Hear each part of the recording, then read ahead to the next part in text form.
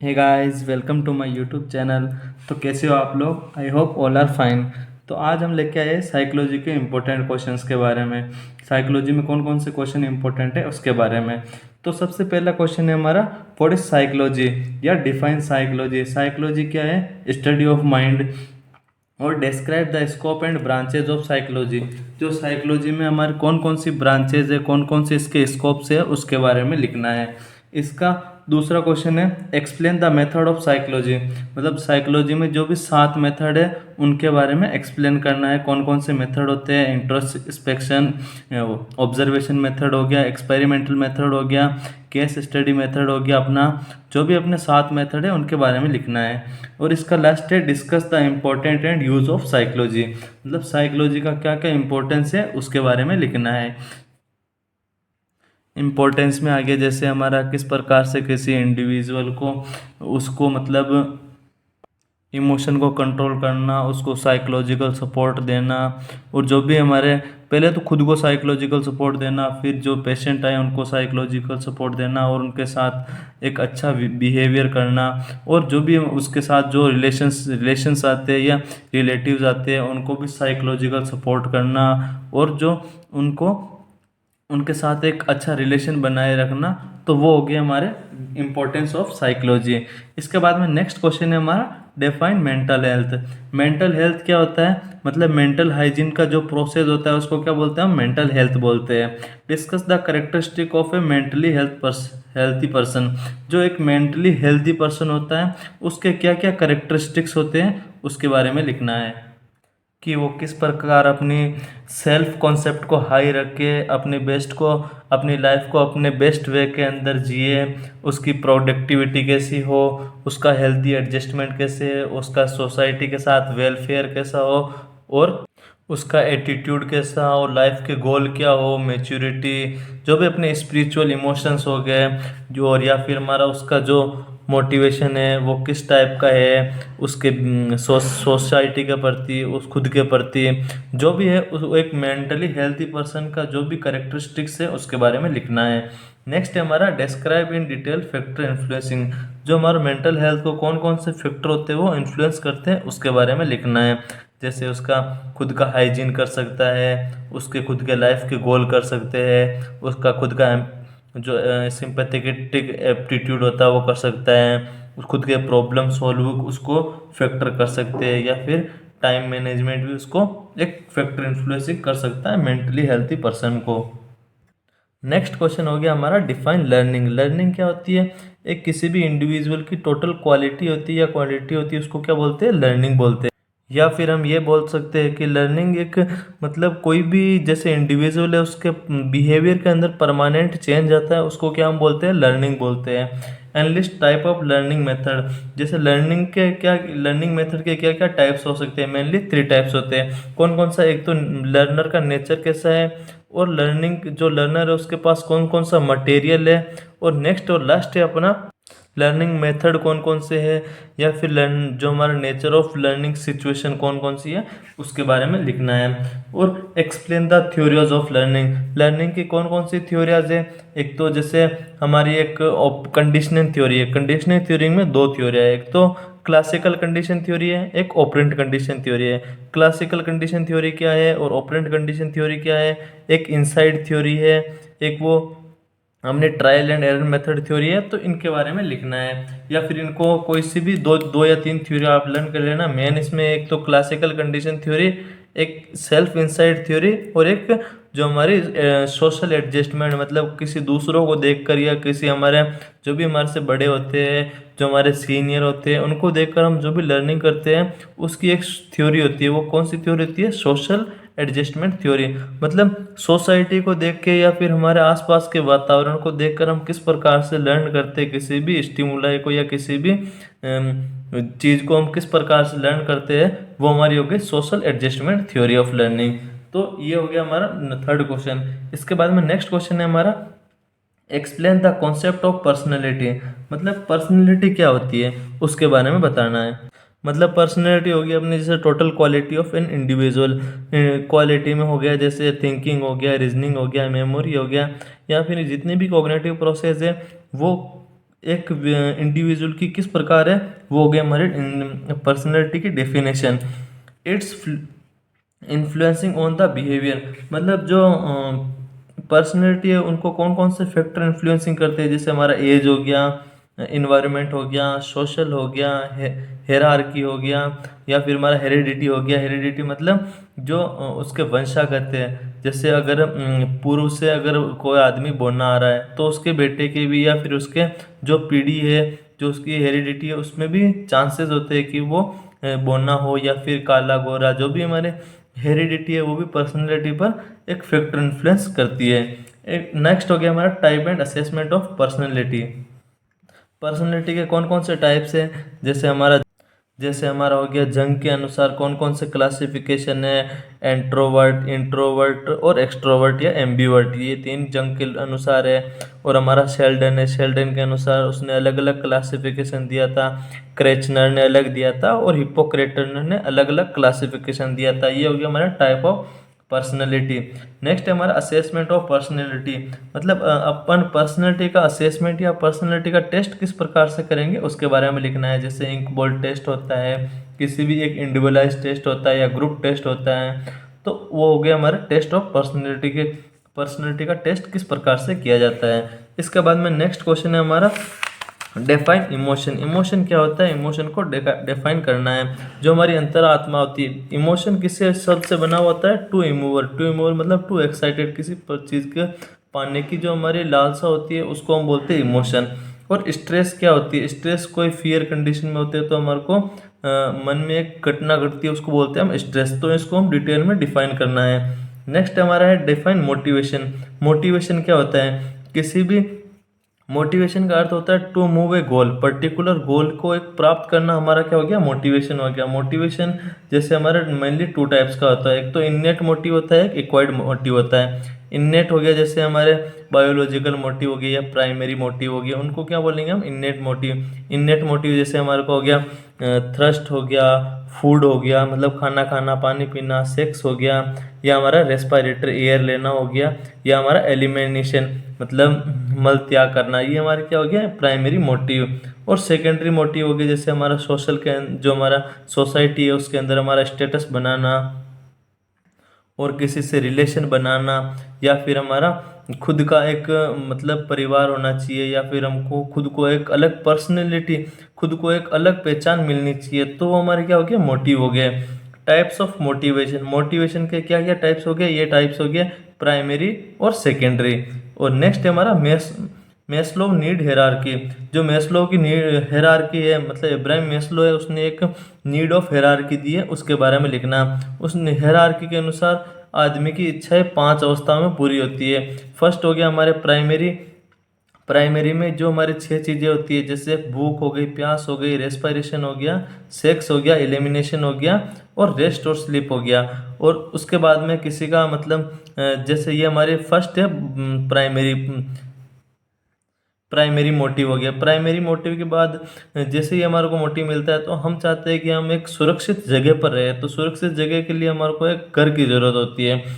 Next हमारे को होती है एक किसी भी पारिवारिक संबंध मतलब रिलेशन की अवस्था नीड होती है। इसके बाद में हमारे को एक सेल्फ एक्चुअलाइजेशन की नीड होती है। तो ये क्या हो गया, मेस्लो ने एक नीड हेरारकी दी है, उसके बारे में डिस्कस करना है। इसके बाद में नेक्स्ट क्वेश्चन आता है हमारा शॉर्ट नोट्स हो गए। शॉर्ट नोट्स किस किस के बारे में आ सकते हैं, नेक्स्ट है हमारा टाइप ऑफ मेमोरी। मेमोरी क्या होती है और मेमोरी के क्या क्या टाइप्स होते हैं। मेमोरी हो गई जैसे किसी भी इंफॉर्मेशन को इनकोडिंग करना और स्टोरेज करना, और जब इसकी ज़रूरत होती है उसको डिकोड करना। तो ये हमारी क्या होगी, मेमोरी की डेफिनेशन हो गई। Type of memory, memory mostly 3 types की होती है। कौन कौन सी होती है, फर्स्ट हो गया हमारा सेंसरी मेमोरी हो गया, सेकंड हो गया शॉर्ट टर्म मेमोरी, और लास्ट हो गया हमारा लॉन्ग टर्म मेमोरी हो गया।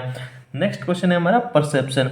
परसेप्शन का अर्थ क्या होता है, जैसे हमारे कोई भी स्टिमुलाई को हमारे सेंसरी ऑर्गन होते हैं, 5 सेंसरी ऑर्गन, आई हो गया, स्किन हो गया, टंग हो गया, नोज हो गया, ईयर हो गया। तो ये हमारे क्या है, सेंसरी ऑर्गन है। सेंसरी ऑर्गन का क्या काम होता है, किसी भी चीज़ या किसी भी स्टिमुलाई को सेंसेशन करना। अगर उस चीज़ को सेंसेशन करके फिर उसका परसेप्ट मतलब एक्सप्लेनेशन करते हैं। अगर हम किसी भी चीज़ को सेंसेशन करके उसकी व्याख्या करते हैं तो यह क्या हो गया, हमारा परसेप्शन हो गया। तो परसेप्शन की डेफिनेशन लिखनी हो, और परसेप्शन के एरर, परसेप्शन के मेनली 2 एरर होते हैं। एक तो हेलुसिनेशन होता है, हेलोजिनेशन होता है, और एक होता है हमारा इल्यूजन होता है। हेलुसिनेशन में क्या होता है और इल्यूजन में क्या होता है? हेलुसिनेशन होता है उसमें कोई स्टिमुलाई प्रेजेंट नहीं होता है, जबकि हमारा इल्यूजन होता है उसमें क्या होता है? स्टिमुलाई प्रेजेंट होता है।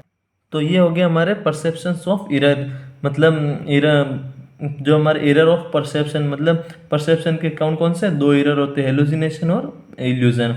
नेक्स्ट है हमारा thinking, thinking and it's type. जो थिंकिंग क्या होती है? एक स्पेशल एबिलिटी होती है, मतलब जैसे आदमी और जानवर एक ही होते हैं, लेकिन थिंकिंग के कारण ही आदमी को जानवर से अलग किया जाता है। तो थिंकिंग क्या हो गई हमारी? एक सोचने की जो क्षमता होती है, जो थिंकिंग एक हायर मेंटल प्रोसेस होती है, जो किस किस को इन्वॉल्व करती है, जैसे हमारा वर्बल, सिंबल, इंटरनल और विजुअल, जैसे ऑडिटरी, इमेज, जो भी हमारे आइडियाज़ होते हैं उनको हम रिप्रेजेंट करते हैं या प्रेजेंट करते हैं, वो क्या हो गया हमारा? थिंकिंग हो गया। और थिंकिंग के क्या क्या टाइप्स होते हैं? मेनली 3 टाइप्स होते हैं। फर्स्ट हो गया हमारा परसेप्चुअल, परसेप्चुअल मतलब किसी भी चीज़ को देखकर उसके बारे में व्याख्या करना, तो ये क्या हो गया हमारी परसेप्चुअल थिंकिंग हो गई। नेक्स्ट है हमारा कॉन्सेप्चुअल थिंकिंग, कॉन्सेप्चुअल मतलब जो हमारे जैसे अलग अलग सूत्र दिए हुए, आइंस्टीन का सूत्र, तो इनको लर्न करना, फिर उनके बारे में कोई डिस्कस करना, तो ये हमारी क्या हो गई? कॉन्सेप्चुअल थिंकिंग या फिर हमारी एब्स्ट्रैक्ट थिंकिंग हो गई।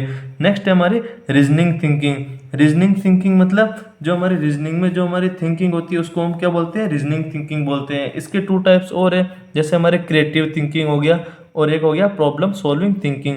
तो रीजनिंग जो हमारे क्रिएटिव थिंकिंग क्या होती है? किसी भी एक नई चीज़ के बारे में, मतलब जिसके बारे में हमारा कुछ भी ज्ञान नहीं है, कुछ भी पता नहीं हो, जैसे ये पेन है तो हमारे को ये नहीं पता ये पेन है, तो इसको देख के फिर हमारे को इसका यूज़ करके फिर इसके बारे में कोई डिस्कवरी करना या इन्वेंशन करना, तो ये हमारी क्या होगी? क्रिएटिविटी थिंकिंग हो गई। एक होती है हमारी प्रॉब्लम सॉल्विंग थिंकिंग।